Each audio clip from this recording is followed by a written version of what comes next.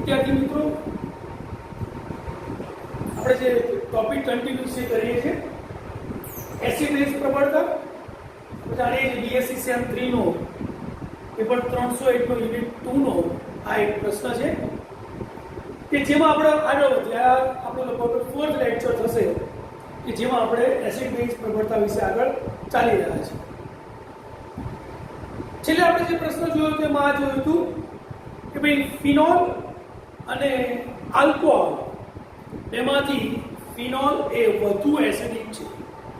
એના માટે કારણ પણ થોડું જોયું તો આપણે કે ફિનોલમાં જે બનતો ફિનોક્સાઇડ આયન છે એ 5 સસ્પેન્શન સૂત્રો ધરાવે છે, જ્યારે આલ્કોહોલમાંથી H દૂર થયા પછી બનતો આલ્કોક્સાઇડ કે જે માત્ર એક જ સસ્પેન્શન સૂત્ર ધરાવે છે. આપણે જોયું હતું એમ કે ભાઈ જેના સસ્પેન્શન સૂત્રોની સંખ્યા વધારે એની સ્થિરતા વધારે, માટે એનો સંયુક્ત બેઝ એ વધુ પ્રબળ બેઝ તરીકે વર્તે, એટલે કે એસિડિકતાનો ગુણધર્મ ફિનોલનો વધારે જોવા મળે છે.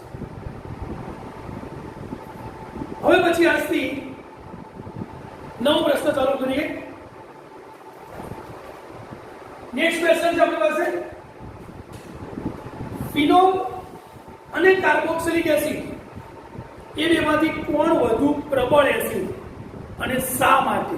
આપણે જે અગાઉ પણ કીધું હતું એમ થિયરીની સાથે સાથે યુનિવર્સિટીમાંથી પૂછાતા પ્રશ્નો અને એમાંથી બનતા એમસીક્યુ એની આપણે અહીં સાથે સાથે ચર્ચા કરતા જઈએ છીએ. તો પ્રશ્ન આવો છે આપણી પાસે, ફિનોલ કરતા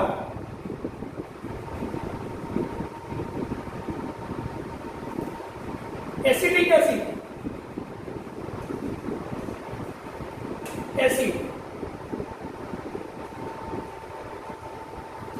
વધુ પ્રબળ એસિડ છે.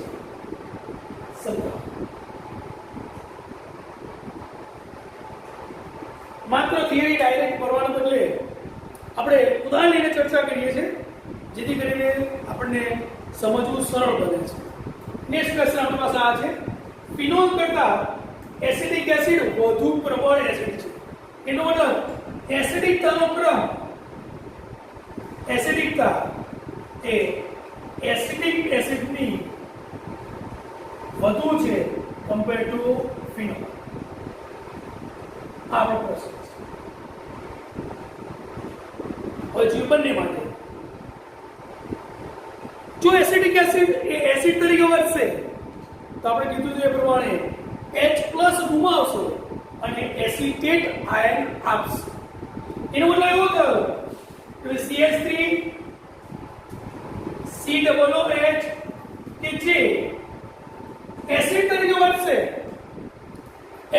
વર્તશે, તેમાંથી H+ તરીકે દૂર થઈ અને નિપજ તરીકે CH3COO માઈનસ એટલે કે એસિટેટ આયન આપશે.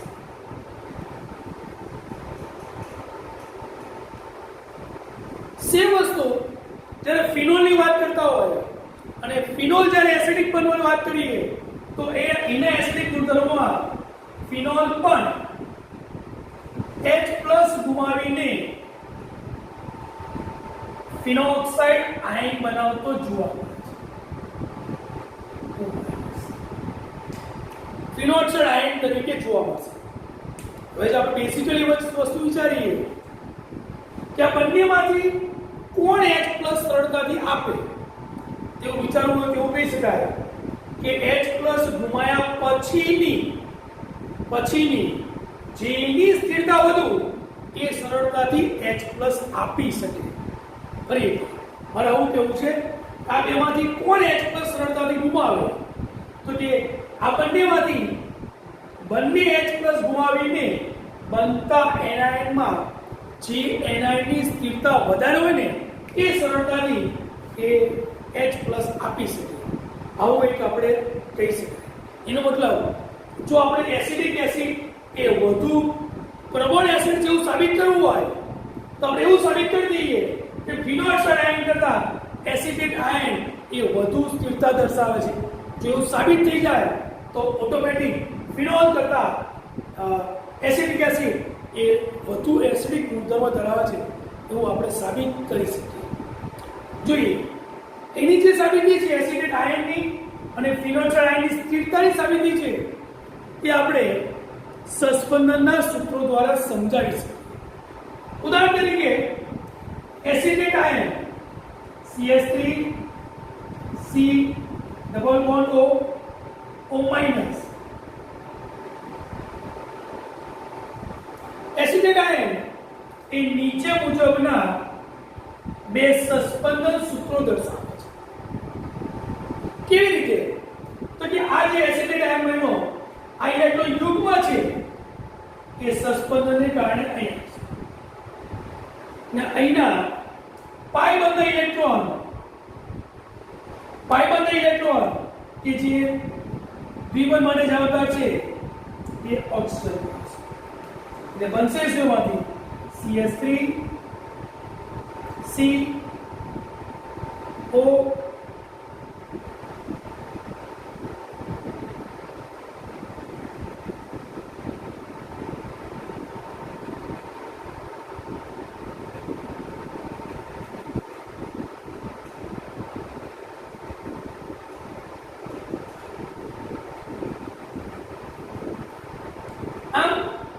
એસિડિક એસિડના બે સસ્પંદન સૂત્રો શક્ય બનશે. H+ ગુમાયા પછી બનતા એસિડિક એસિડ માટે નીચે મુજબના બે સસ્પંદન સૂત્રો શક્ય બને છે. જ્યારે ફિનોલમાંથી બનતું જે ફિનોક્સલ આયન છે એ નીચે મુજબના સસ્પંદન સૂત્રો દર્શાવે છે. જોઈએ કેવી રીતે? તો કે ફિનોક્સલ આયનમાં નીચે મુજબ સસ્પંદન સૂત્રો અસ્તિત્વ ધરાવે છે.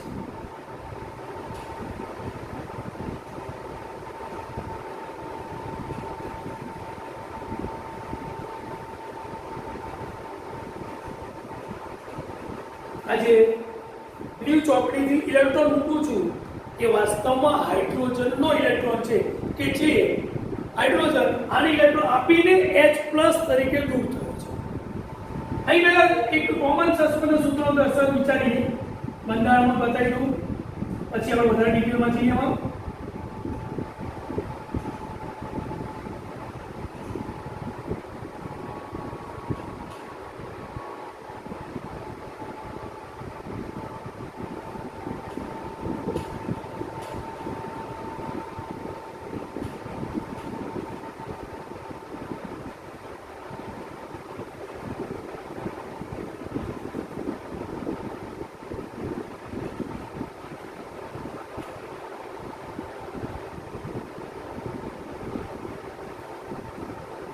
અત્યારે રફ દોર્યા છે. કેવી રીતે પ્રક્રિયા થાય છે, સસ્પંદન કેવી રીતે ઇલેક્ટ્રોન બહાર આપે છે એના વિશે ચર્ચા કરીએ. આ જે ફિનોક્સાઇડ આયન છે એના આ ઇલેક્ટ્રોન એ અહીં આગળ દ્વિબંધમાં ફાળો આપશે. અહીં દ્વિબંધમાં જો ફાળો આપશે ત્યારે આ પાઈ બંધના ઇલેક્ટ્રોન ખેંચાઈને આ કાર્બન ઉપર જતા જોવા મળશે. તે કાર્બન ઊંચપારી બનશે. ત્યારે આ બંને બંધ એમના એમ છે. હજી સસ્પંદન આગળ ચાલશે. આ અબંધકારક ઇલેક્ટ્રોન યુગ્મ ફરી પાછું પાઇબંધમાં ફાળો આપશે.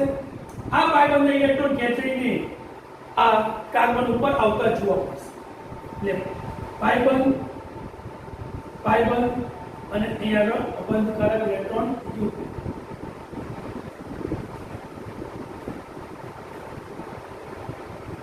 હજી આ જે અબંધકારક ઇલેક્ટ્રોન યુગ્મ છે કે ફરી પાઇબંધમાં ફાળો આપશે. આ પાઇબંધના ઇલેક્ટ્રોન ખેંચાઈને આ કાર્બન ઉપર આવતા જોવા મળે છે.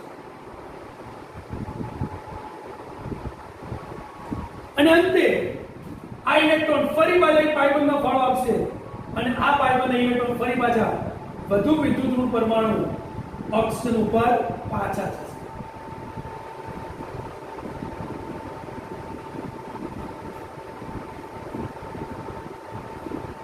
હવે જો ફરી ફિનોલ કે જે H+ ગુમાયા પછી ફિનોક્સાઇડ આયન બનાવશે. આ ફિનોક્સાઇડ આયન નીચે મુજબના 5 સસ્પંદન સૂત્રો દર્શાવે છે.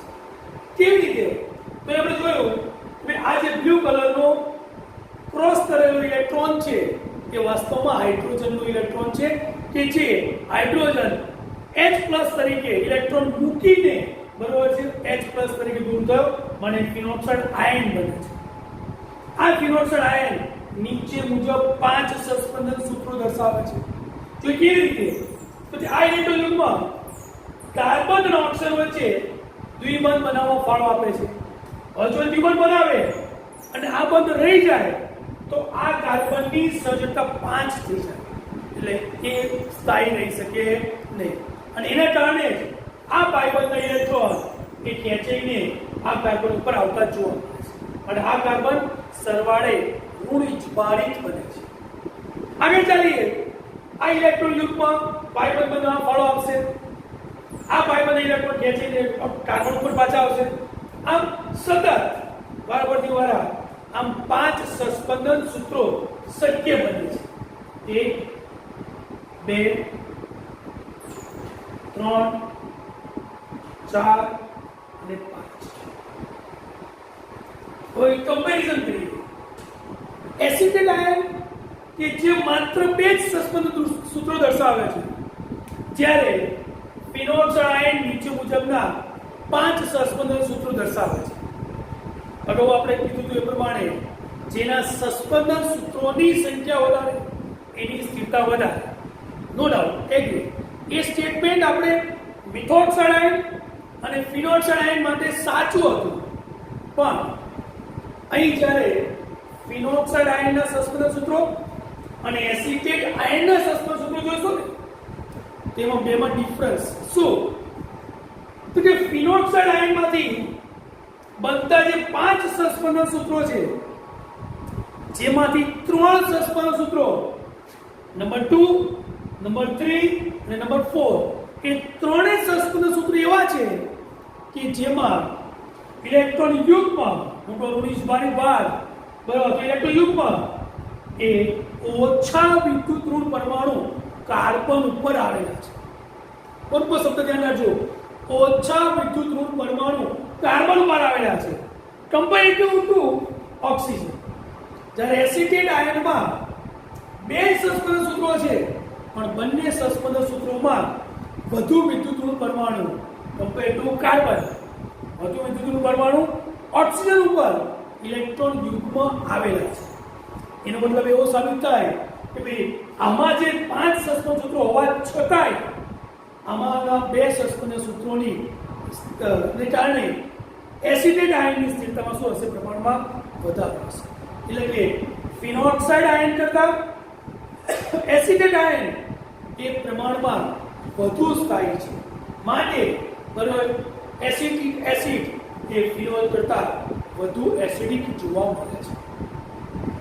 ફરી એકવાર ફાસ્ટ આ મુદ્દામાં એવું આપણે કહેવું છે કે એસિડિક એસિડ અને ફિનોલ બંનેમાંથી H+ ગુમાયા પછીની જેની સ્થિરતા વધારે છે એ ઘટના સરળતાથી થશે.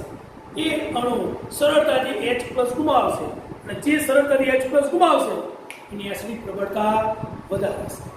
એના આધારે એસિડિક એસિડમાંથી બનતો એસિટેટ આયન કે જે નીચે મુજબ 2 સસ્પેન્શન સૂત્રો દર્શાવે છે, જ્યારે ફિનોલમાંથી બનતો ફિનોક્સાઇડ આયન કે જે નીચે મુજબ 5 સસ્પેન્શન સૂત્રો દર્શાવે છે. હવે જ્યારે સસ્પેન્શન સૂત્રોને આધારે તેઓની સ્થિરતાની ચર્ચા કરીશું ને તેમાં આપણે એવું કહી શકાય કે સામાન્ય રીતે ફિનોક્સાઇડ આયનમાંથી બનતા સસ્પેન્શન સૂત્રો માંથી 5 માંથી 3 સસ્પેન્શન સૂત્રો એવા છે નંબર 2, નંબર 3, નંબર 4 કે જેઓમાં ઇલેક્ટ્રોન યુગ્મ અથવા ઇલેક્ટ્રોનનો ઋણિજભાર ઇલેક્ટ્રોન દ્વારા બનતો ઋણિજભાર એ ઓછા વિદ્યુત ઋણ પરમાણુ કાર્બન ઉપર આવેલું છે. કમ્પેર ટુ ઓક્સિજન, એટલે આ કાર્બન કરતા આ ઓક્સિજનની વિદ્યુત ઋણતા વધારે. એટલે અહીંયા આગળ આ 3 સસ્પેન્શન સૂત્રો કરતા એસિટેટ આયનમાં 2 સસ્પેન્શન સૂત્રો બંનેમાં ઇલેક્ટ્રોન યુગ્મ ઋણિજભારિત ભાર એ પ્રમાણમાં વધુ વિદ્યુત ઋણ પરમાણુ ઓક્સિજન ઉપર આવેલો છે. માટે ફિનોક્સાઇડ આયન કરતા એસિટેટ આયન એ પ્રમાણમાં વધારે સ્થાયી છે. એનો મતલબ પુરવાર થાય છે કે એસિટિક એસિડ એ ફિનોલ કરતા વધુ એસિડિક છે. એટલે અગાઉના પ્રશ્નો સાથે કમ્પેરિઝન કરીએ તો આલ્કોહોલ કરતા ફિનોલ વધુ એસિડિક અને ફિનોલ કરતા એસિટિક એસિડ પ્રમાણમાં વધુ એસિડિક જોવા મળે છે. અહીં સુધી આ પ્રશ્ન ક્લિયર કરીએ છીએ. એના પછી નેક્સ્ટ પ્રશ્ન વિચારીએ.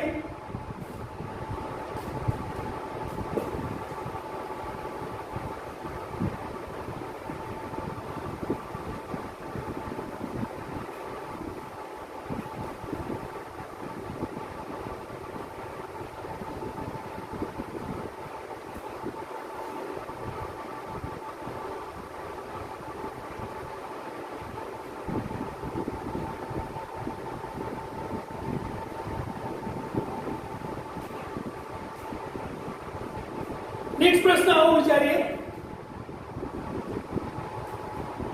એસિટિક એસિડ કરતા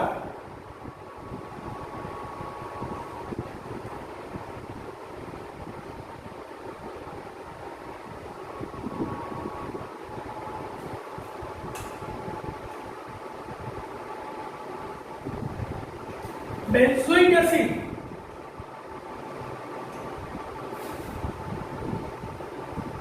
વધુ એસિડિક છે.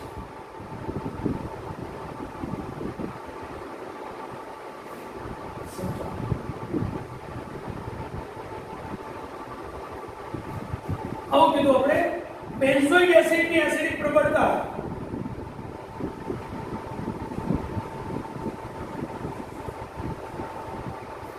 એસિડિક એસિડ કરતા પ્રમાણમાં વધારે જોવા મળે છે. CH3 C11 को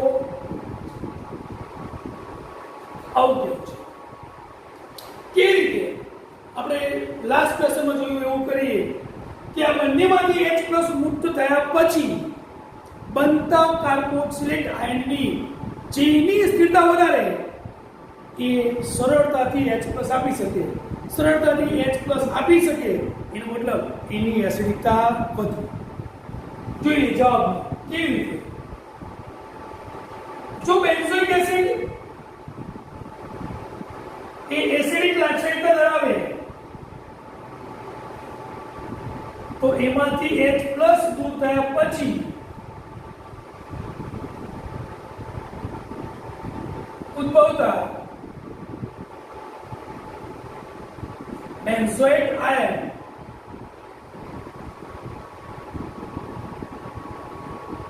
અને બીજું કેવું હતું एसिडिक एसिड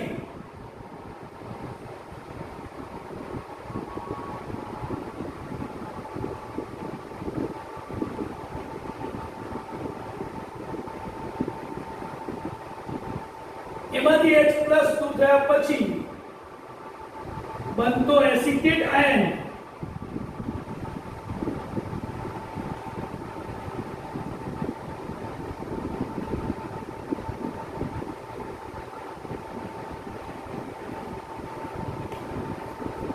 આ બંનેમાં બેન્ઝોઇક આયન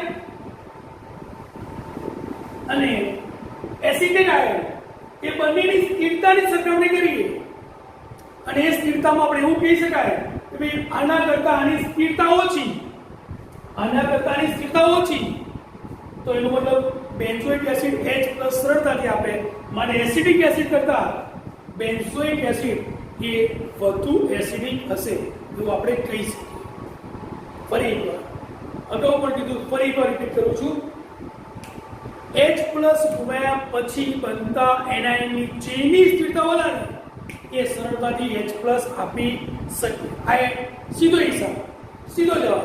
તો આપણે બેન્ઝોઇક એસિડ H+ આપે, બેન્ઝોઇક આયન બનાવે, એસિડિક એસિડ H+ આપે અને એસિટેટ આયન આપે, એ બંનેમાં જો આપણે એવું વિચારીએ કે બેન્ઝોઇક આયનની સ્થિરતા વધારે એસિટેટ આયન કરતા, તો બેન્ઝોઇક એસિડ એ વધુ એસિડિક એવું આપણે કહી શકીએ. તો અગાઉ આપણે જોયું એ પ્રમાણે આગળના પ્રશ્નમાં જોયું એસિટેટ આયન એ બે સસ્પેન્શન સૂત્રો દર્શાવે છે. એક આ અને આપણે એમાં કીધું હતું કે આ ઇલેક્ટ્રોન યુગ્મ બંધ બનાવવા ફાળો અહીં આપે અને O પર ઇલેક્ટ્રોન યુગ્મ ખેંચે. એનો મતલબ CS3 CO O.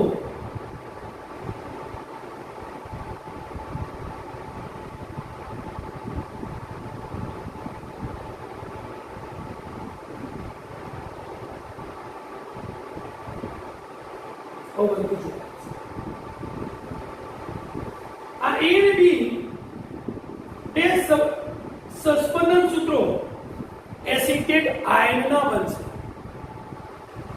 સેમ વસ્તુ જે રીતે કાર્બોક્સિલિક એસિડ છે COOH એમ બેન્ઝોઇક એસિડમાં પણ કાર્બોક્સિલિક એસિડ છે.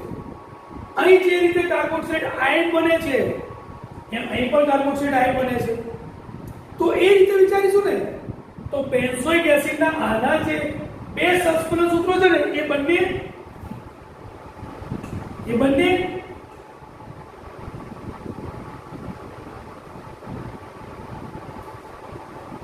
A અને B જેવા જ. ઉપરાંત એના એરોમેટિક ચક્રમાં જે દ્વિબંધ છે એ પણ બીજા 3 સસ્પેન્શન સૂત્રો આપશે. બીજા 3 સસ્પેન્શન સૂત્રો મળશે. એટલે કે કુલ 5 સસ્પેન્શન સૂત્રો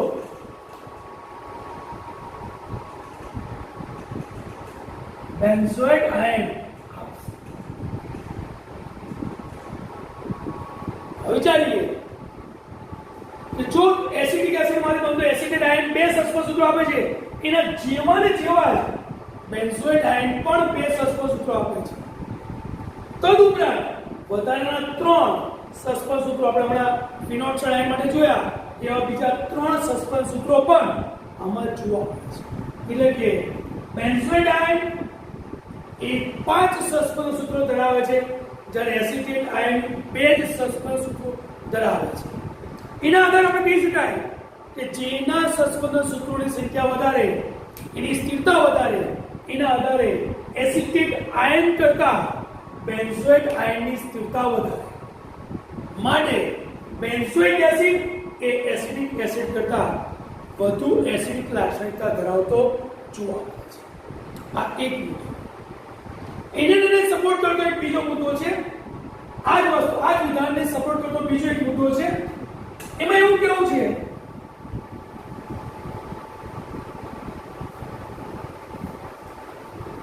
જે સંકરણ ઉપર આધારિત છે.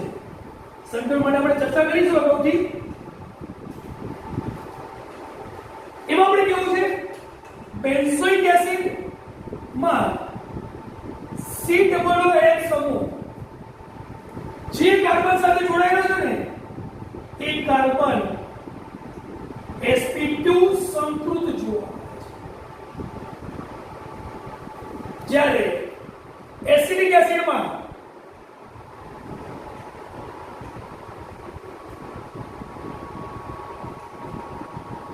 COOH જે કાર્બન સાથે જોડાયેલો છે ને એ કાર્બન sp3 સંકૃત જોવા મળે છે. હવે એસિડિકતાનો ક્રમ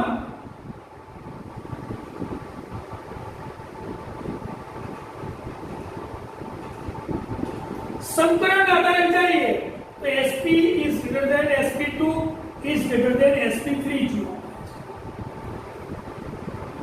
એના આધારે પણ કહી શકાય કે કાર્બોક્સિલિક એસિડ જે COOH સમૂહ જે કાર્બન સાથે એસિડિક એસિડમાં જોડાયેલો છે એ કાર્બન sp3 સંકૃત છે. જ્યારે બેન્ઝોઇક એસિડમાં COOH જે કાર્બન સાથે જોડાયેલો છે એ કાર્બન sp2 સંકૃત છે. આપણે જાણીએ છીએ સંકરણના આધારે એસિડિકતાનો ક્રમ sp is greater than sp2 is greater than sp3 છે. માટે અહીં આગળ sp2 સંકૃત કાર્બન છે જ્યારે અહીં આગળ sp3 છે. માટે એસિડિકતાનો ક્રમ બેન્ઝોઇક એસિડનો એ એસિડિક એસિડ કરતા વધારે જોવા મળે છે. આપણે કહી શકીએ. આમ આ પ્રશ્નના જવાબ માટે બે મુદ્દા ધ્યાનમાં લીધા. નંબર 1 સસ્પેન્શન સૂત્રો. એમાં પહેલું કીધું આપણે કે એસિડેટ આયનમાંથી જે સસ્પેન્શન સૂત્રો બને છે એ માત્ર 2 છે, જ્યારે બેન્ઝોઇક આયનમાંથી બનતા સસ્પેન્શન સૂત્રોની સંખ્યા 5 છે.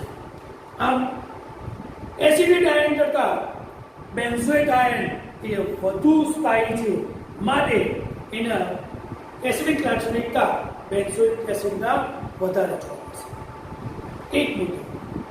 આ વસ્તુને સમર્થન આપતો બીજો મુદ્દો કે જે આપણે સંકરણના આધારે સમજાવી શકીએ. સંકરણના આધારે એસિડિકતાનો ક્રમ આપણે જાણીએ છીએ SP, SP2, SP3 છે. તો એના આધારે આપણે એવું કહી શકાય કે એસિડિક એસિડમાં કાર્બોક્સિલિક સમૂહ કે જે એસિડિકતા માટે જવાબદાર છે એ સમૂહ એ જે કાર્બન સાથે જોડાયેલો છે ને એ કાર્બન sp3 સંકૃત છે, sp3 સંકરણ ધરાવે છે. જ્યારે બેન્ઝોઇક એસિડમાં કાર્બોક્સિલિક સમૂહ જે કાર્બન સાથે જોડાયેલો છે એ કાર્બન sp2 સંકૃત છે. આપણે જાણીએ છીએ કે એસિડિકતાનો ક્રમ sp2 is greater than sp3 છે, માટે બેન્ઝોઇક એસિડ એ એસિડિક એસિડ કરતા વધુ એસિડિક જોવા મળે છે. આમ આના આધારે આપણે એવું કહી શકીએ કે આલ્કોહોલ કરતા ફિનોલ અને ફિનોલ કરતા બેન્ઝોઇક એસિડ એ પ્રમાણમાં વધુ એસિડિક જોવા મળે છે. એના કારણો આપણે જોયા, સસ્પેન્શન સૂત્રોની સંખ્યા તેમજ સંકરણના આધારે સમજાવી શકાય. નેક્સ્ટ ક્વેશ્ચન વિચારીએ આપણે.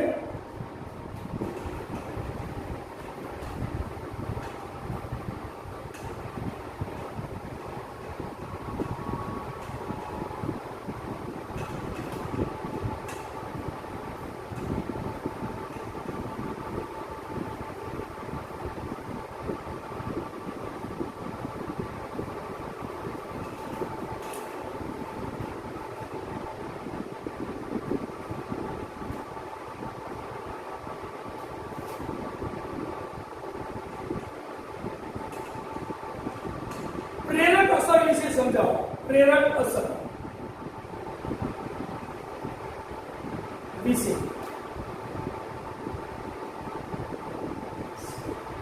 જેને ઇંગ્લિશમાં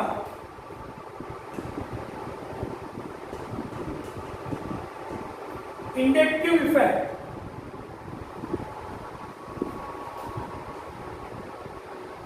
કેપિટલ I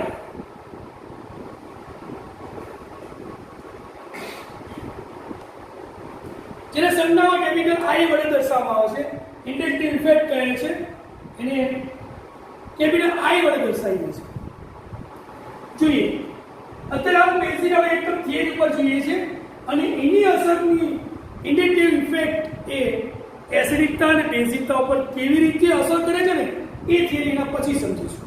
હાલ પૂરતું એક બેઝિક કહેવાય 11th 12th માં F5 માઇક્રો ટોપિક કહેવાય ઇન્ડક્ટિવ ઇફેક્ટ, બરાબર છે. એની થિયરી વિશે વાત કરીએ. અસર, પ્રેરક અસર એટલે શું, કોને કહીશું એની ઉદાહરણ આપણે ચર્ચા કરીએ. દાખલા તરીકે CH3 CH2 CH2 CH2 CH2 CH2 Cl. For example, 1 chlorohexane.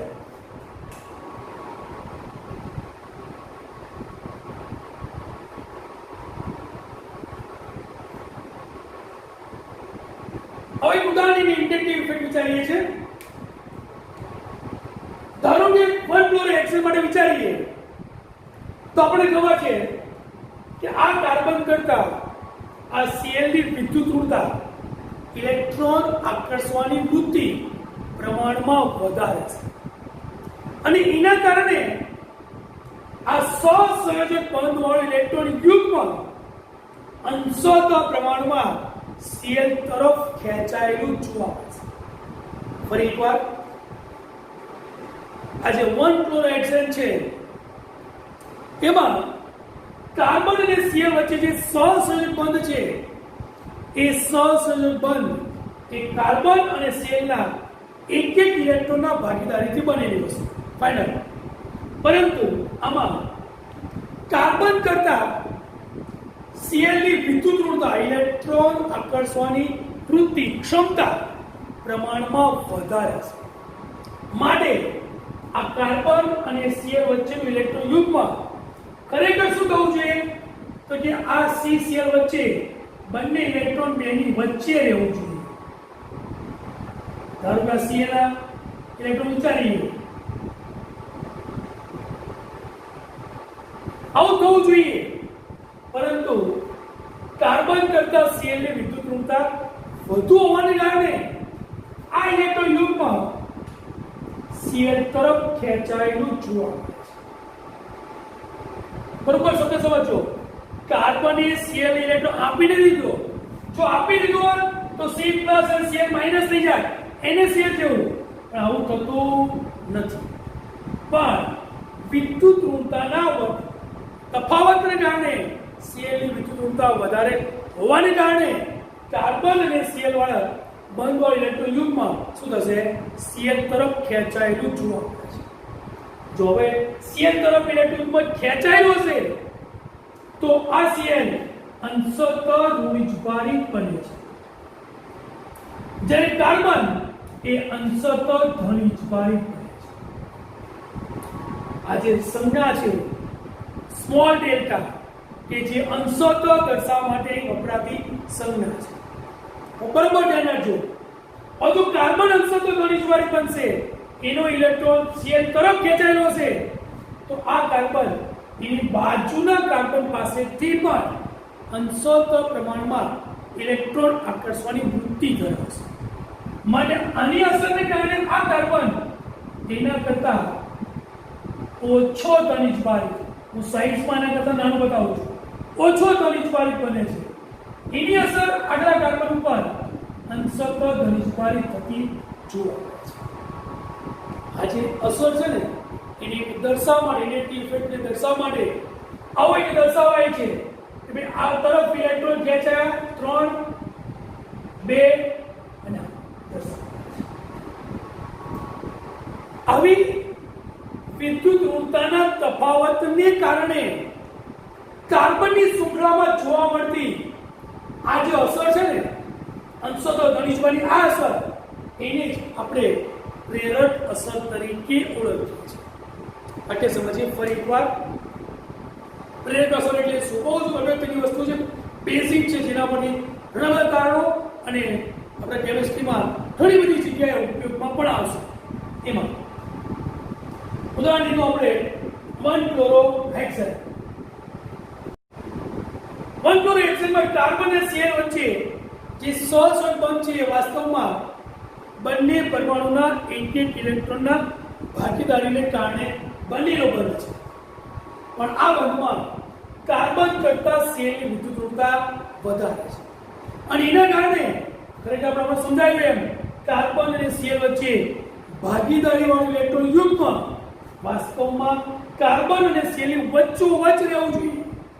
પણ Cl ની વિદ્યુત ઋણતાને કારણે આ ઇલેક્ટ્રોન યુગ્મ Cl તરફ ખેંચાયેલું જોવા મળે છે.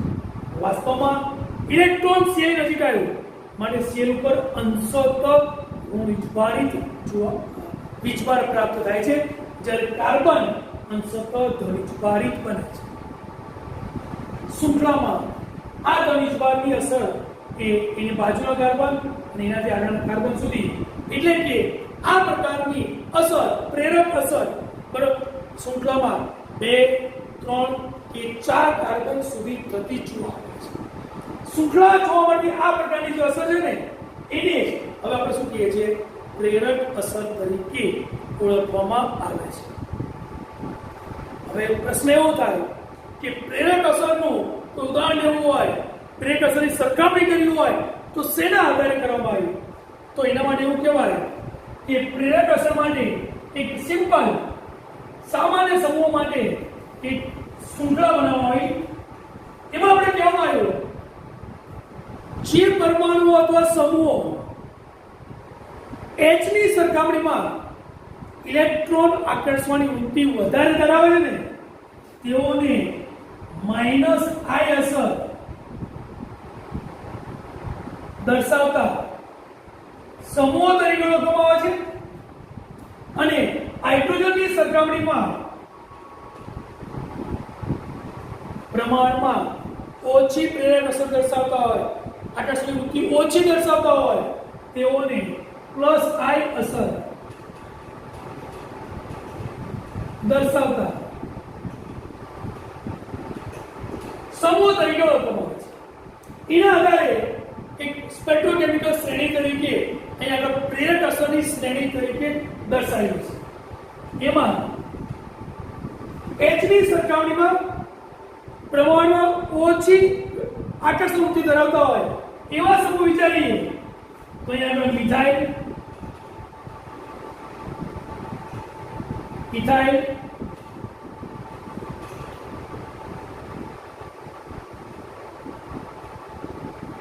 પ્રોપાઇલ,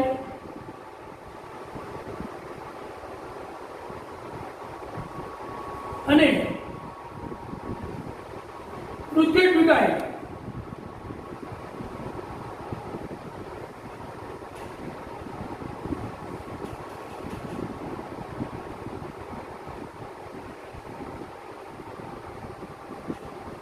સમૂહ તરીકે જુઓ. H ની સરખામણીમાં જે પરમાણુઓ કે સમૂહોની વિદ્યુત ઋણતા પ્રમાણમાં વધારે છે એઓ માઇનસ આઈ અસર દર્શાવતા સમૂહ તરીકે ઓળખીએ છીએ. એટલે H ની સરખામણીમાં આ બાજુના જેટલા સમૂહો છે એ બધા માઇનસ આઈ અસર દર્શાવતા છે અને H ની સરખામણીમાં આ બાજુ દર્શાવતા પ્લસ આઈ વાળા છે. અહીંયા NO2 સૌથી વધારે, NO2 F Cl Br I OH OCH3 વગેરે જેવા સમૂહ કે જેઓ H ની સરખામણીમાં પ્રમાણમાં વધુ ઇલેક્ટ્રોઆકર્ષણ વૃત્તિ ધરાવે છે માટે તેઓને માઇનસ આઈ અસર દર્શાવતા સમૂહ તરીકે ઓળખીએ છીએ, જેને આપણે ઋણ પ્રેરક અસર તરીકે પણ ઓળખી શકીએ. ઋણ પ્રેરક અસર, જ્યારે આને ધન પ્રેરક અસર તરીકે પણ ઓળખી શકાય. H થી આ બાજુ જશો એમ પ્લસ આઈ અસર દર્શાવવાની વૃત્તિ વધે છે, H થી આ બાજુ જશો એમ માઇનસ આઈ અસર તરીકેની પ્રબળતા વધતી જોવા મળે છે. આવી ઇન્ડક્ટિવ ઇફેક્ટ માટેની પ્રેરક અસરની આ જે સ્પેક્ટ્રોકેમિકલ શ્રેણી છે ને એનો ઉપયોગ આપણે નેક્સ્ટ લેક્ચરમાં એસિડિક અને બેઝિકતાની પ્રબળતાની સરખામણી માટે કરી શકીશું. આજના લેક્ચરને અંતે આપણે એવું નક્કી કર્યું કે ફિનોલ કરતા આલ્કોહોલ ઓછો એસિડિક અને એસિડિક એસિડ અથવા કાર્બોક્સિલિક એસિડ કરતા ફિનોલ ઓછો એસિડિક છે એવું આપણે કમ્પેરિઝનમાં નક્કી કર્યું. મિત્રો વિચારો, નેક્સ્ટ લેક્ચરમાં આપણે જે ઇન્ડક્ટિવ ઇફેક્ટ છે, પ્રેરક અસર છે, એનો ઉપયોગ કરીને એસિડ અને બેઝ વગેરેની પ્રબળતાની સરખામણી આપણે કરીશું. Thank you.